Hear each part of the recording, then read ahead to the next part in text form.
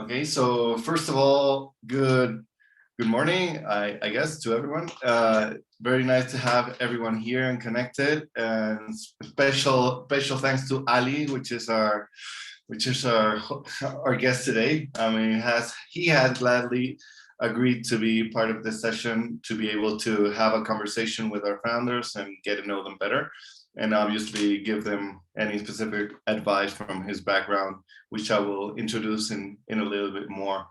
Now, so that Ali has more context, I mean, this, with in difference to other programs, this is a very niche. So we have our 4 founders here that have been part of what actually has been already our demo day. So I will just give them a space to very briefly introduce who they are and what they're doing right now, so that you can have a little bit more context on our conversation.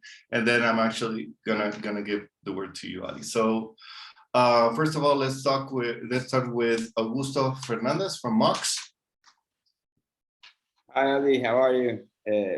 I'm Augusto Fernandez, CEO and co-founder of Mox. Mox is an payroll API connectivity platform for the Latin finance sector. We call this open payroll because it is like open banking, but it's related towards the paycheck itself, right? So we allow people to freely share their payroll data and also program repayment of financial products through their payroll. Super. Thank you very much, Augusto. Now I'm going to give the word to Jaco Moreno from Taxo. Hi there. How are you, Ali? Okay. I'm the CTO and co-founder of Taxo. Taxo is a SaaS platform that creates automatic tax reports. So with Taxo, the accountants that work for freelancers, SMBs, and people, they can have a much easier work in order to do everything automatically. So it's more or less similar than TurboTax, but our strategy is to reach the audience through the accountants instead of doing it directly. Thanks. Thank you very much, Jaco. Now I'm going to give the word to Ileana Del Risco from Vitruvian. Hi, Ali. I'm Ileana. I'm the CEO and co-founder of Vitruvian. We're a B2B software company with virtual fitting technology for apparel retailers. We help retailers increase sales, reduce returns, and improve their sustainability due to wrong size selection issues when shopping online. Thank you. Super. Thank you very much, Ileana. And last but not least, Estefania Moran from Pronto. Hi, Ali. I am Estefania Moran, an endeavor entrepreneur and CEO of Pronto. Pronto is the SaaS platform B2B that helps companies, small and medium in Latin America, to increase the collection money, reduce collection costs, and give a better payment experience to users. The platform manage and create automatic and massive collection campaigns. Thank you. Thank you very much, Estefania. So as you see, Ali, basically what we have is lots of companies that are operating in America, which are B2B focused, B2B SaaS models, and they're in an early pre-seed stage. Well, we have just skipped our demo day, but they have all raised their first check, in connection with First Check Venture. But well, that's in the moment they are. So they're raising their first checks. They've already completed virtually the acceleration program. So that's so that you get the context on where they're at right now. With that said, I want to formally present Ali Jamal. He is founding partner of First Check Ventures, as that is an angel syndicate that invests across the globe. But he's not completely disconnected from your journey, because he has been in strategy and growth roles in several startups in different stages, some of which you may know, which are Rappi, Singa, RockYou, among others. So that's where he's coming from. He went from financial industry like many of you, and actually migrated into the startup world, and now is actually investing in startups. So he has a very big view, but I would say that your angle to the problem maybe like with the growth mindset. So Ali, I just wanted to give you a word now so that you can tell us basically a little bit about the key points of your story that you find relevant, so that the founders can understand actually where you're coming from. Sure. So started my career as an investment banker. I did mergers and acquisitions for 3 years. And then I made the jump into data science and really loved being a data science, being able to dig in and kind of answer all the different sorts of questions using analytics.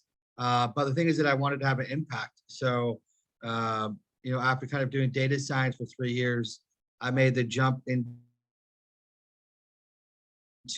kind of product and growth roles for mobile app companies and have been there ever since. Spent the last decade basically doing product and growth. Spent 5 years in the Valley, and then the last 5, I've kind of been all over the world. I got recruited by Agoda, and I moved to Bangkok, Thailand to lead their marketing innovation program. So I ended up leading their kind of mobile growth team, their display marketing, so all their Facebook and Instagram and Google ads, and then all their kind of special projects and new initiatives, which ended up with me basically becoming their CMO for China. So I spent a lot of time in China. I had a couple teams in China and then a couple teams in Bangkok. And then in 2019, I moved to Bogota to lead performance marketing for Rappi. Got in right before SoftBank put $1 billion in. I had a team of about 80 across LATAM doing acquisition and retention marketing. And then ended up getting recruited by PayClip, moved to Mexico City in January of 2020, and took over PayClip's growth and performance marketing teams. But the pandemic hit just a few months after I got there, and had been used to traveling all over the world, and then moved to Mexico City because of everything it offered, and then not being able to explore any of it. So kind of being stuck at home and honestly just kind of got a little bit bored and needed something to put my extra energy into. And I've been an angel investor on the side for quite a while. And I said, hey, you do this thing as a side project, why not do it a little bit bigger as a side project? So I started spending time creating a syndicate, basically inviting my friends one by one to come and join me, trying to find cool companies to invest in and then sharing it with the group. And, it kind of went from being a nights and weekends job to a second full-time job to finally me decided to leave Clip and kind of focus on this full-time once it kind of started consuming everything in my life. And so, I'm now kind of just doing First Check full-time, which is kind of a mixture of meeting a lot of entrepreneurs and trying to understand their journey, meeting a lot of potential investors and seeing what they want to invest in, talking to different venture capital firms, kind of both throughout LATAM, but also kind of globally, and understanding what's exciting to them.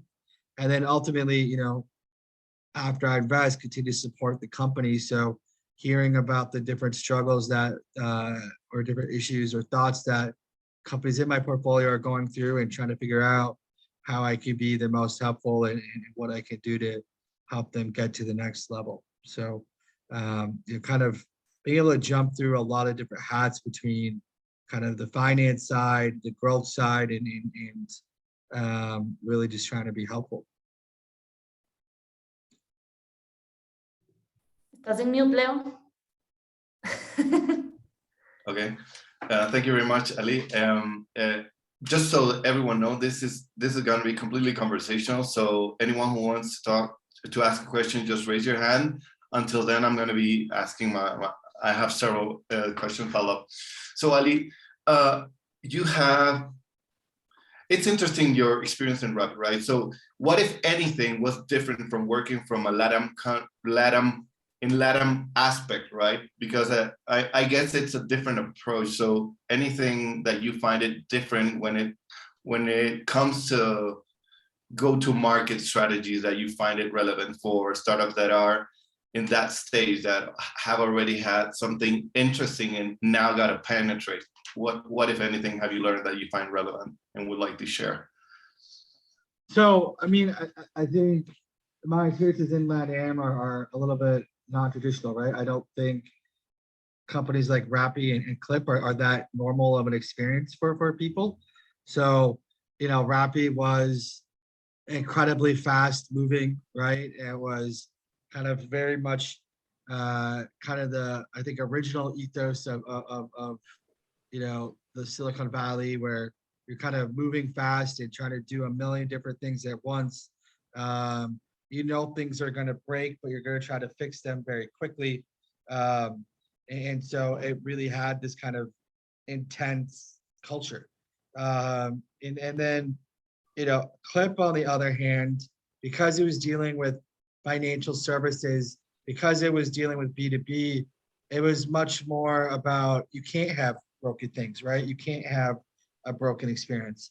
And so there was just a different sort of method and kind of rigorousness attached. So whereas I felt like the pace at Rappi was incredibly fast, and you're kind of constantly scrambling from one thing to another and trying to figure out where things are leaking. At Clip, it was bigger projects, longer term, really kind of dotting all the I's and making sure everything is in shape, because you don't get that many shots when you're dealing with a big business and when you're dealing with something financial. If it's broken and payments aren't going through, you're done, right? People go, it's unnegotiable. Security is unnegotiable. There's a bunch of times where you try to load a menu on any of these food apps, right? Even with Uber or DoorDash or whatever, and the menu doesn't load, and you don't really care. You just reopen the app and you go back, right? Like, it doesn't really make a big impact to you. But if that payment is failing, or if you don't know if it's going through, that's a horrible kind of business experience and customer experience. And so you just have to be a little bit more thorough, I think, in those different sorts of environments. Amazing. We have a couple of questions now. So Ileana, you want to start? Yeah, so you mentioned that you help your portfolio companies with any issues that arise. My question was if you saw any common problems that arise that you can give us like prevention advice on, if that makes sense.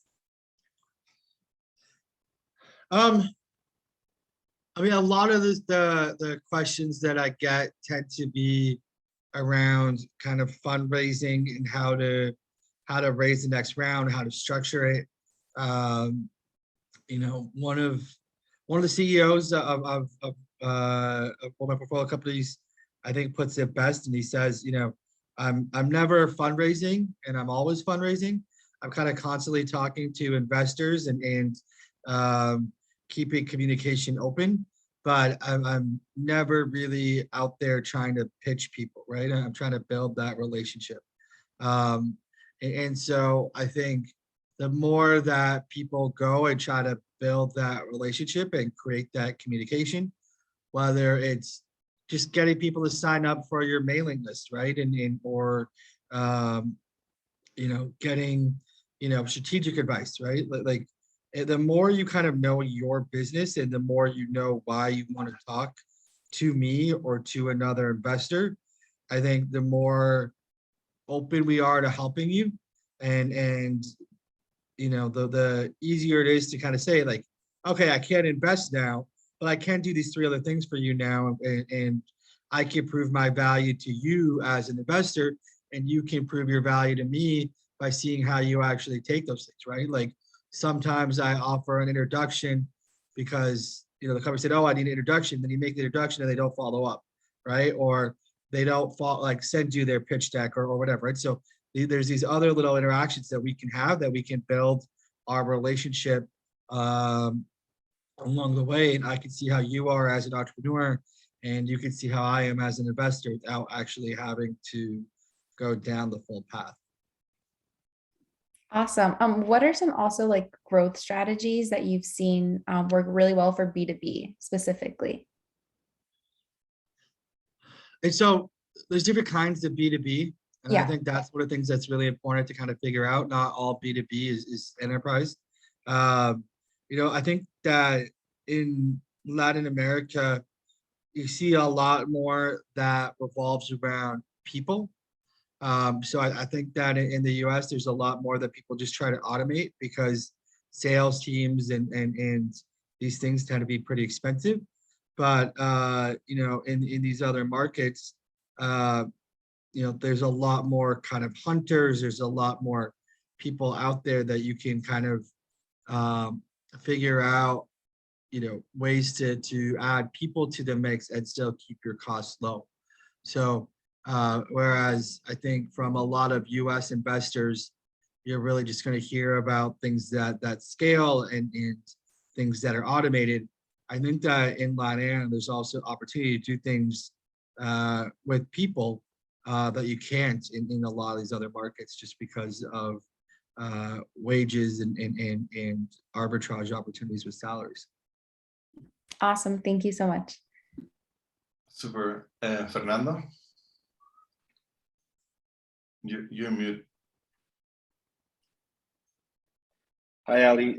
Thanks for being here today. I think this is very helpful for everyone. Considering that all the companies here are at a pre-seed stage, so they're right now trying to find product market fit and basically building product, and the different stages, product, sales, and then operations that a company goes through.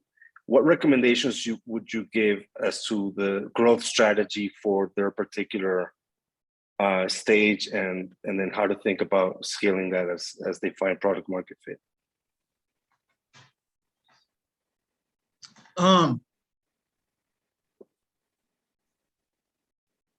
I think one of the biggest things that I've seen is just the difference in how fast the great projects start to scale.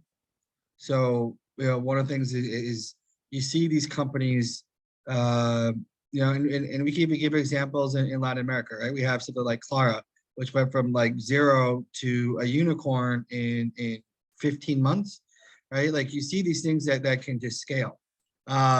And so if you're doing something and it doesn't seem to be scaling and it doesn't seem to be growing, there's opportunities to pivot and change and adjust until you hit something that does grow, right? Because when you find that right project, that right thing that people really want, it just kind of takes off. And so I think one of the things I would say is like, don't give up, right? Keep on trying if this is really what you think people want, but also make sure that you're listening to your audience, make sure that you're hearing what they're saying, make sure you understand how they're using your product.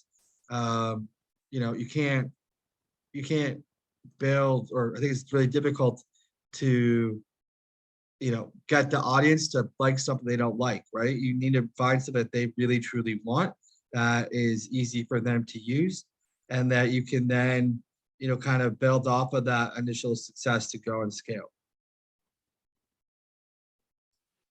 So it's very interesting that you have the optics of both ends, right? You've been working with products that are freemium at some extent, and then you're in charging. That's like the gaming industry in a nutshell.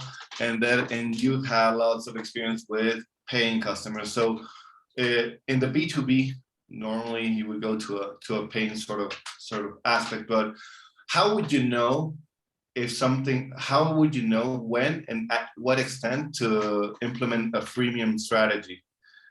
I mean, what numbers do you have to know to really know that you've hacked it?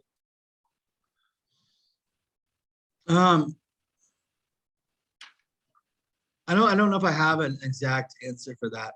I think it comes down to how big of an audience you have and how big of a potential there is. If there's value in having a freemium service, right? Like if you can get knowledge or data or something else that can be valuable, if that initial product entry point for freemium can be expanded into in other product lines. So we're seeing this more and more, right? Where you can give away one initial product, but then it gives you access to inventory or access to customer data or whatever that you can then utilize to, okay, I'm going to give you this inventory management feature for free, but we're then going to end up, giving you a POS, which we're going to make our money on, right? So is that freemium a way into a bigger opportunity, or are you just giving away your product for free and that's it? And you might not have all the different ways or fully flushed out how your freemium product might convert into a paid product. I think that's totally fine, but understanding, how it might shift or what it's okay if you don't have the exact thing in there, but knowing that it's possible, I think is really, really important. That, hey, we are right there between the customer and the business. And so it'll be really easy for us to, add in this layer or that layer, and start generating money somehow. I think is important, or that there's kind of clear things where people will use you for. So, okay, your first 1,000 transactions are free, but then when you do more than 1,000, we start charging you X amount, right? So if you could kind of start to separate out like how many people would fall into these different categories, and if there's enough people or enough teams or enough groups out there that it really starts to make sense that a freemium model could work, they totally go and implement it.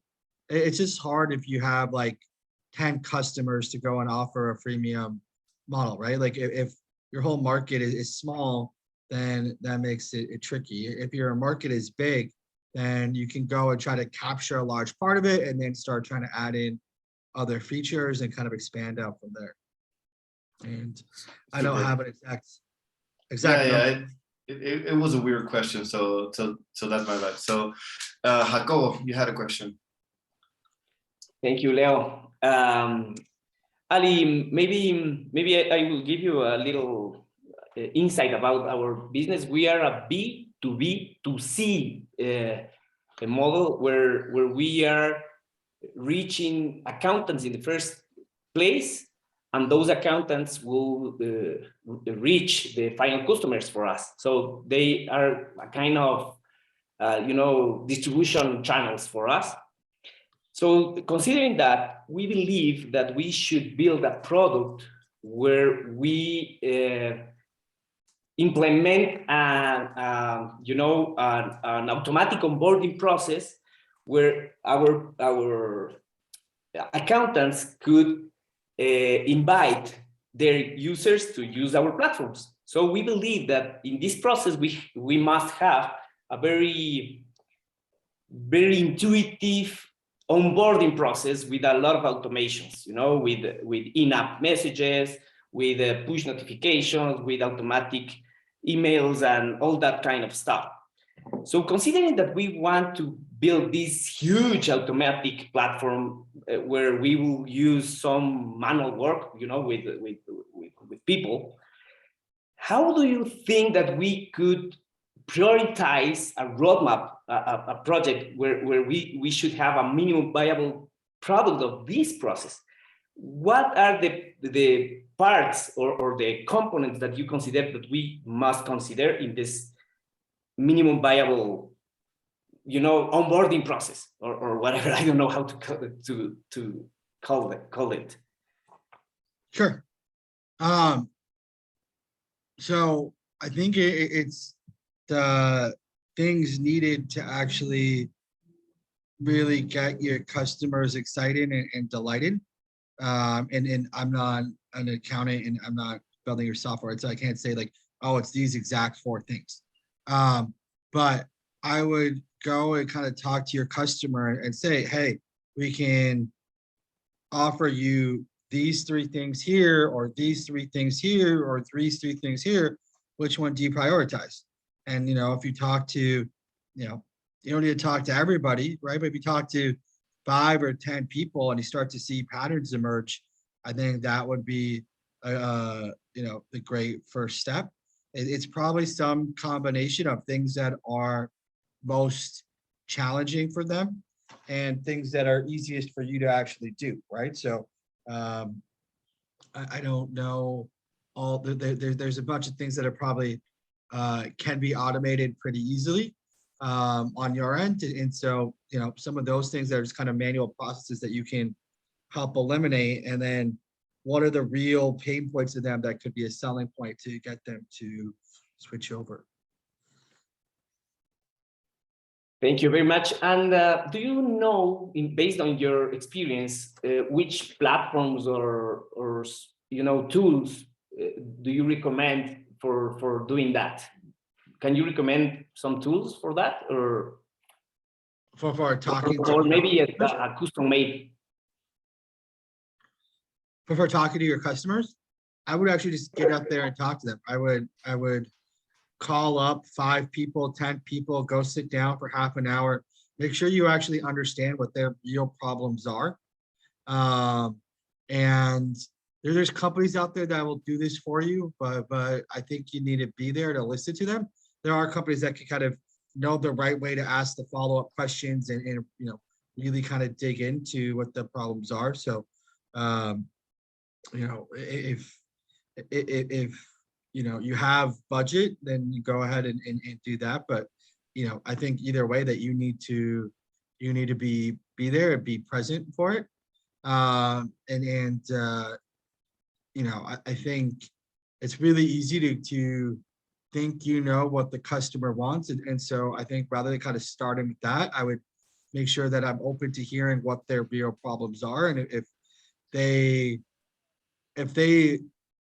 think the problems that you think are problems are actually problems or not, right? Because oftentimes people try to solve problems that aren't actually problems, and they ignore the bigger problems that are right in front of them. Thank you very much. Super. Fernando? Yeah, well, along those lines, but maybe joining the conversation a little bit more philosophically, I think a lot of what you're alluding to has to do with this dichotomy between, because you're a numbers guy. You came at this from a very data-centric perspective, and a lot of modern growth, especially for the very large companies, is very centered around analytics and analysis and understand. But you also talk about going out there and talking to clients and actually more the qualitative side of things. So how would you describe that interplay, and so how do you mix together sort of the insight that comes from talking to people because data can become a huge mountain and unsolvable problem, and you can start seeing patterns depending on how far back you draw the graph. Different patterns start emerging. So how do you know if it's noise or if it's if you're onto something? Yeah. So I think data is extremely important, but at the end of the day, you're building for real people with real problems, and so you need to talk to those people to understand what their problems are.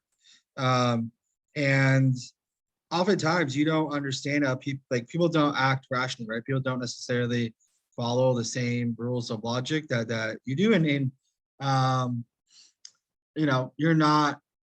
you might not be your target customer. You might not understand the ins and outs of their lives. And so actually going and listening to them and seeing what their problems are, I think is extremely important.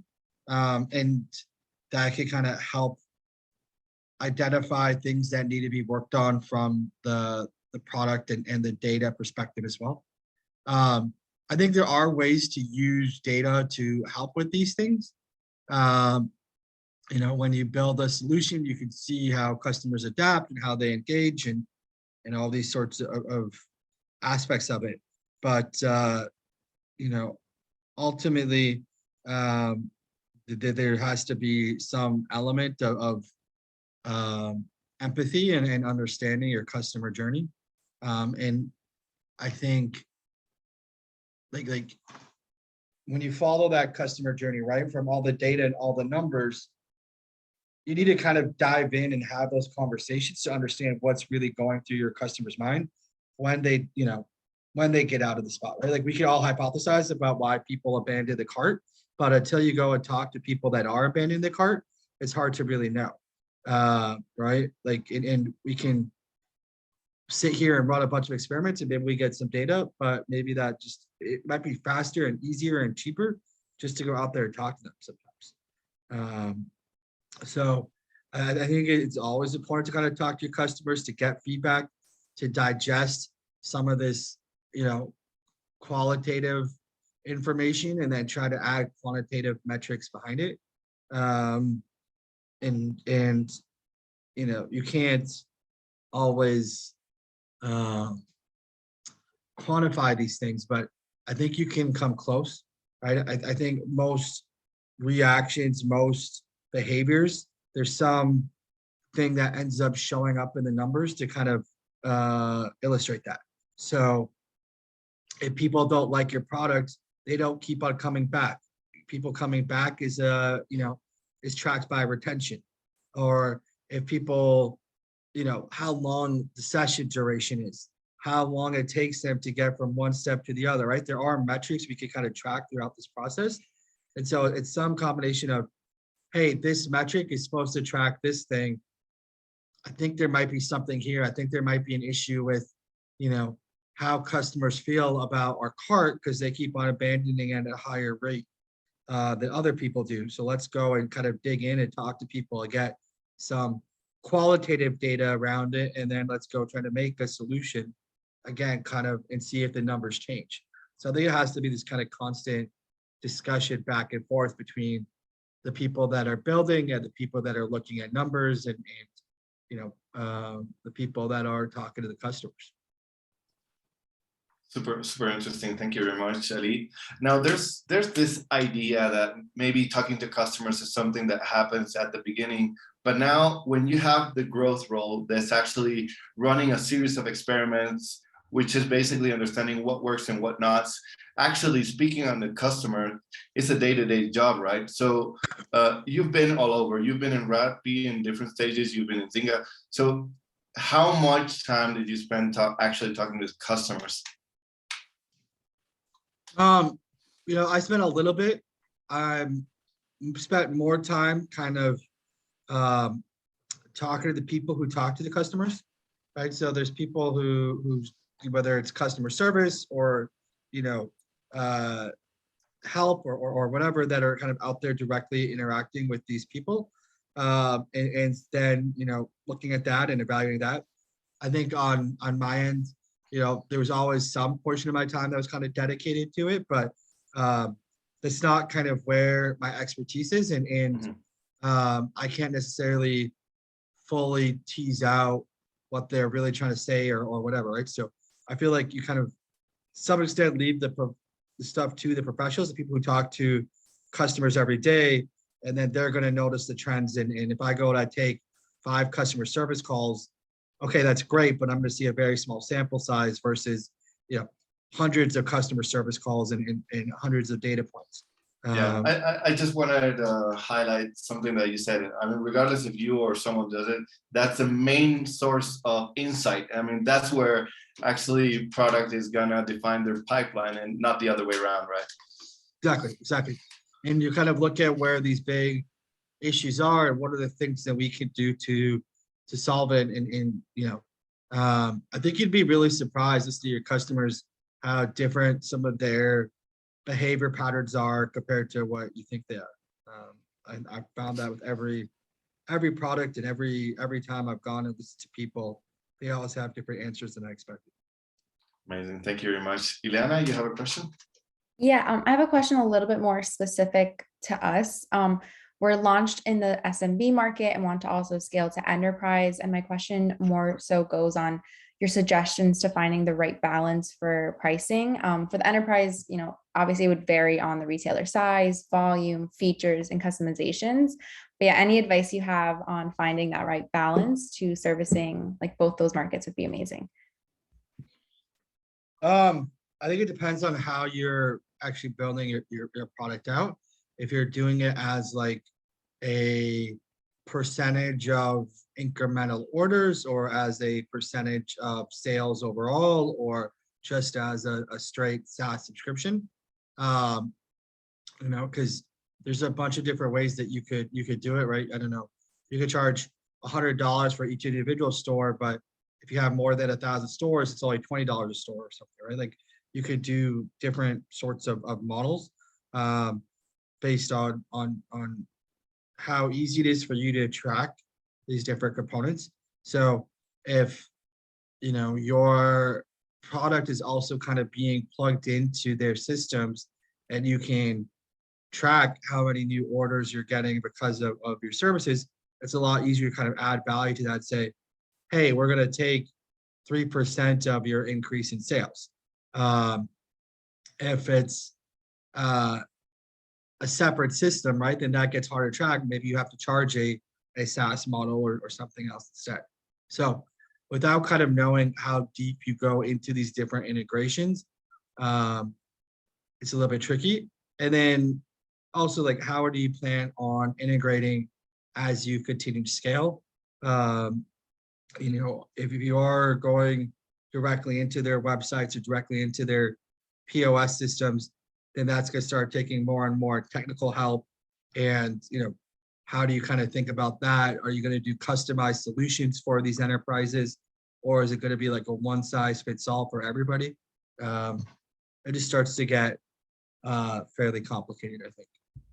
Absolutely. Yeah. I think also something I wanted to add is if we've seen sometimes like companies that they're servicing like small and medium businesses. In our case, it'd be retailers. And then also wanting to scale to enterprise. It's like, should we use like a different name almost like within the same company, but like you call it like a different name so that the pricing doesn't get mixed up? Like, okay, why is this being charged that for smaller ones? Obviously, like you said, there's like the technical financial part is usually less for smaller ones. So what's your opinion on that? I don't know if you need to have a separate name. I guess, I've usually see somebody do something like blah, blah, blah, then blah, blah, blah plus or blah, blah, blah enterprise or whatever. And, I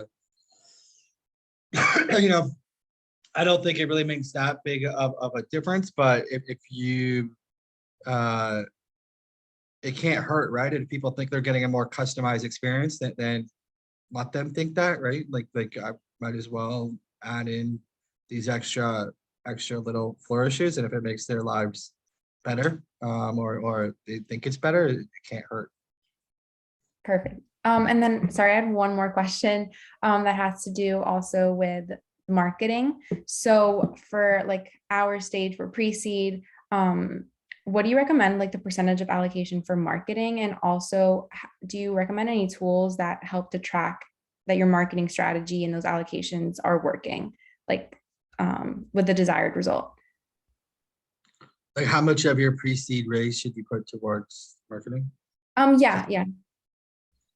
I don't think there's a set number. I see anywhere from like, 0% up to like maybe 30-40%. I think especially in the beginning, you probably you want if you have to spend a ton of money to get product market fit, then that's not a great sign. So I would hope that you're not spending as much money there. But again, if you're doing sales and sales to small and medium-sized businesses, there is going to be some outlay and some amount of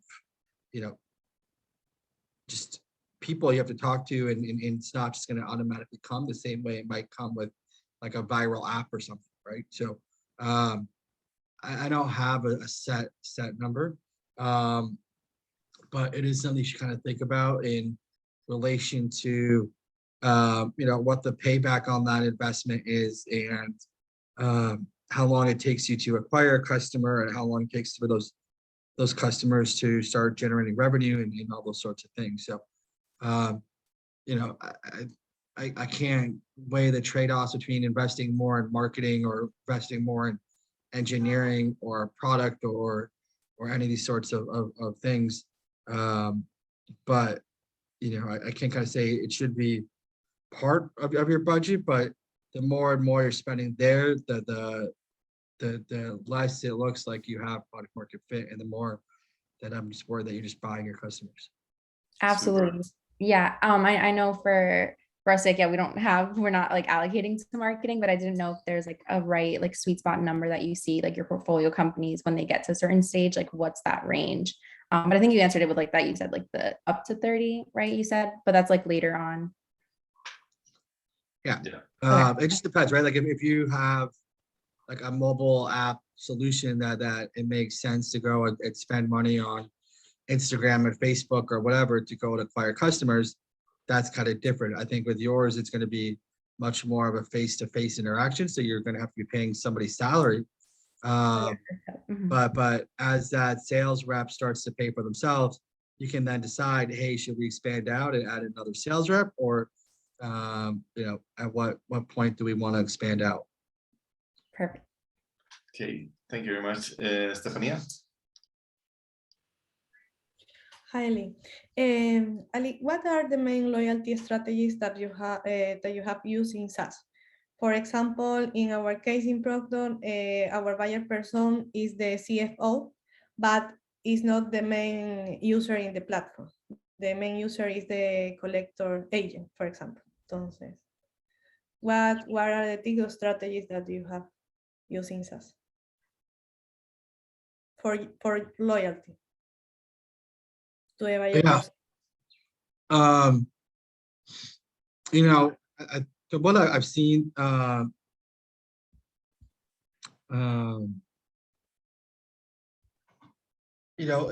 it tends to be similar to what you see in kind of B2C stuff, right? So it's some fraction of, kind of better pricing, better rewards, and trying to, get people to spend more, kind of increase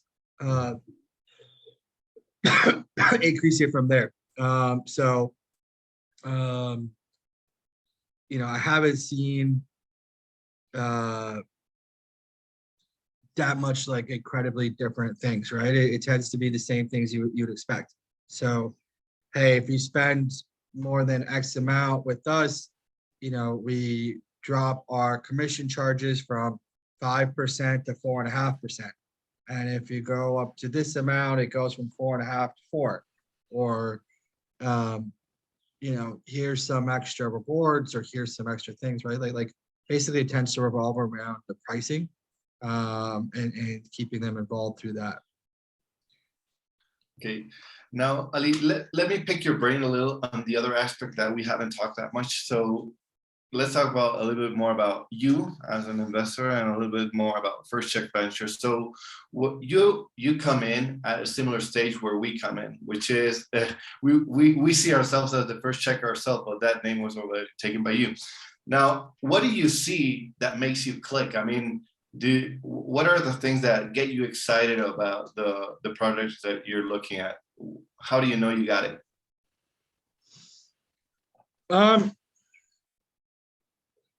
So I tend to look for things that are kind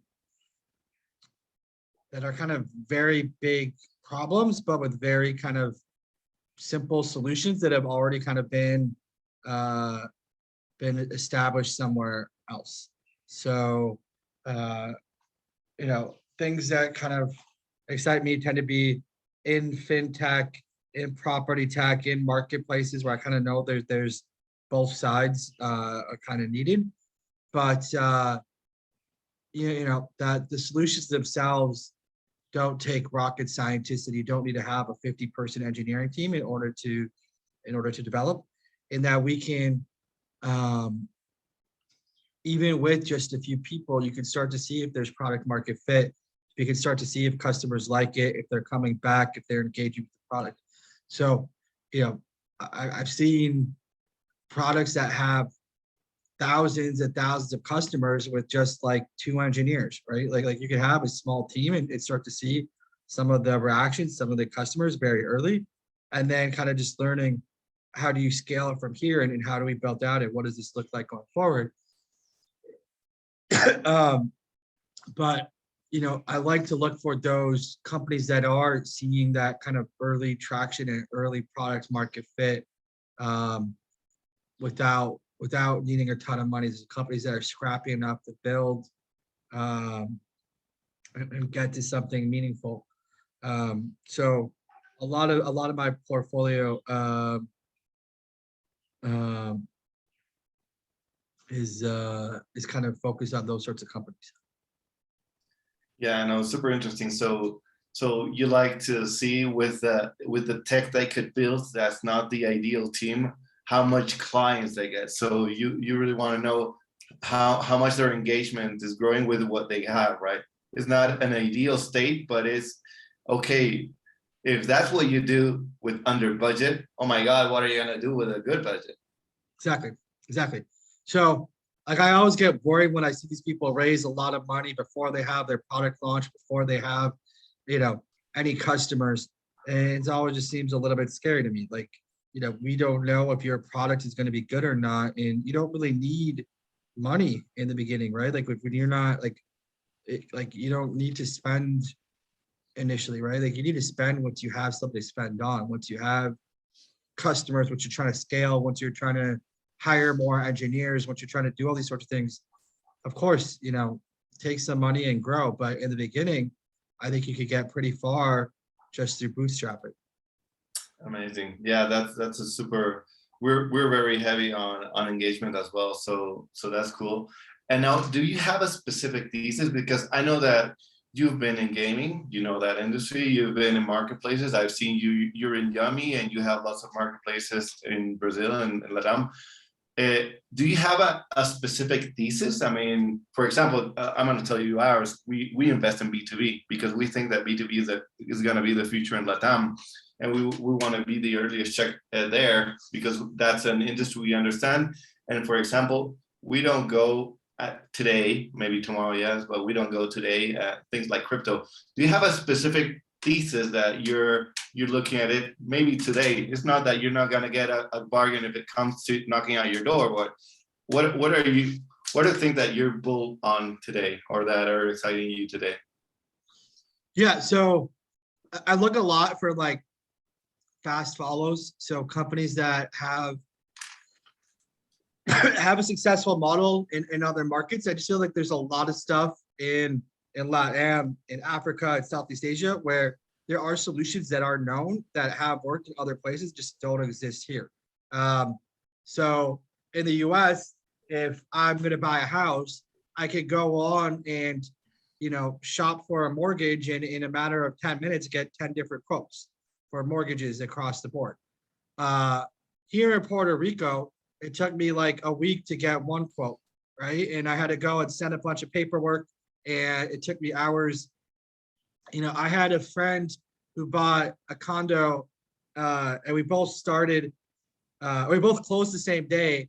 I'd started my process 2 months before, he started his process 1 week before, right?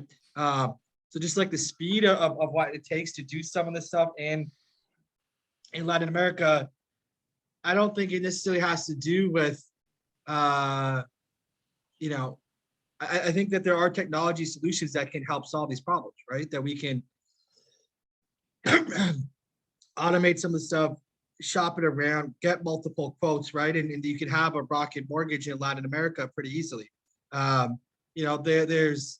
It's really difficult to find apartments and to find places to rent, right? Like there aren't good websites in most of these markets of like what's for sale and how much should I pay for it and what was the previous price sold and what's the neighborhood average price sold, right? Every time you go, you have to kind of figure it out. You talk to a bunch of real estate agents and just this very kind of slow manual process. how do you get a loan? How do you get money for a payday loan or these other things or things? I think there's a lot of things that are just not working efficiently yet, but that have worked in other markets, and that you just need people who execute and build, and there are great products worth building and great people to build them. And so that's what I'm really trying to build. It's not cutting edge technology. It's not, the newest, craziest thing. It's like big problems that a lot of people have that just aren't being solved yet. Amazing. Carmen, you have a question? Yeah, two quick ones. One is how active are you once you decide to invest in a company as an angel and as a syndicate with First Check Ventures? And the other one is tell us a little bit more about your process once you meet a company. How fast do you like to move? How do you deal source, decide? How does the syndicate work? Yeah. So I asked to get monthly updates from the companies. Most of these people are already doing it. It's kind of the pretty standard, highlights, lowlights, this is what I need help with type stuff, initial traction numbers. And then, basically all of my founders have my WhatsApp number and just kind of text me when they need things. So I usually tend to respond within 10 minutes. And I would say probably, most founders probably text me once a month or once every 6 weeks, asking a question or giving me some update or something else on top of the kind of standard monthly update that everybody gets. I don't tend to be that hands-on unless they ask me to. So if they're like, hey, we really want your opinion on this, or we really want you to review our plan for X, Y, or Z, I'm happy to do that, and I'll hop on a call and we can discuss. And then on the process side, I look at a lot of companies. I probably talk to about 20 to 30% of the one decks I see. And then I do follow-ups with the top percentage of those. And then usually by that second call, I'm pretty sure one way or the other. And so I usually try to give you an answer either on that second call or by the third call. And then, so anywhere from, maybe a week to 3 weeks after our first meeting, usually should know one way or the other. Just a quick follow-up on that question. That speed as an angel, what horror stories have you heard on on the angels and VC side? Your portfolio companies, do you have any red flags in terms of what bad practices on the side of the investor, when time gets just out of control and questions after questions and meetings after meetings? Do you have any comments on when a startup or a team of founders should look the other way and stop a conversation with an investor? I think it's careful to know what other companies that investor has invested in. Because if they're invested in your competitor, maybe these due diligence calls aren't about you, but about gathering more data for their portfolio. I don't know if anybody's seen the show Silicon Valley, but there's like a classic example, like where they're on the whiteboard and they're actually talking to the competitors and drawing up their algorithm, right? So I don't think it's as bad, but I have heard some stories and so just be careful about who else they're investing in. And I usually try to just most of my companies are on my website, and then also I will disclose it to you if you don't already know. So I would say that. And then, the other thing I think about more and more is there was this article where it was talking about dating, and it was it's either a heck yes or a no, right? And we see all these movies and all these things where the guy is going after the girl and pining over her, blah, blah, blah, and she's just not into him. And like, basically the thing says like, look, if she's not into you in the beginning, like you're never going to win her over and you just need to move on. Right. And I think the same thing is kind of true in investing. Either they're really excited, you can sense their excitement and they want to talk to you. But if they're not, right? There's other investors out there. Somebody is going to be into you. So, find that person, right? Find that person that gets what you're building, that you have that great conversation with, that you can sense that they're really excited about like who you are. This is somebody who's going to be with you for the next 10 years, right? You don't want somebody who you have to like convince to come in, or who's going to be constantly questioning you or doubting you as an entrepreneur. I mean, I think you want somebody who understands and who's confident in what they're doing, but also like is excited by it, right? So I think I don't know what you guys have seen so far, but I feel like on my side, the investments that I am most proud of are the ones where I knew within the first, X amount of time that I wanted to do it no matter what, right? Whether that was 10 minutes or 20 minutes or 30 minutes, but simply within the first call that I was going to do this investment. And, those have been the ones that have, been the most engaging, been the most fruitful. I'm willing to decide fast when you find those rare things. And if I have to sit here and go to 10 different calls in order to feel comfortable, I probably should have just passed. Like I probably shouldn't have taken any call after 3 calls, right? It's not a great sign. Thanks. Amazing, Ali. One weird question, completely unrelated. Have you ever been in Quito, Ecuador? I'm not. You are so invited to come here. We have one of the best dishes and certainly the best weather. So it's going to be amazing to have you around and show you around, to know where we hang, even though this is a remote first sort of a program. So whenever that's on your bucket list, it's going to be an honor to host you out. And thanks again for spending this time with us. I mean, we're just so that you know, I mean, in Buen Trip, we're really into founders. Why? Because we think that they're going to be the future of LATAM. And we think that that's the easy way. That's where we're so brilliant there.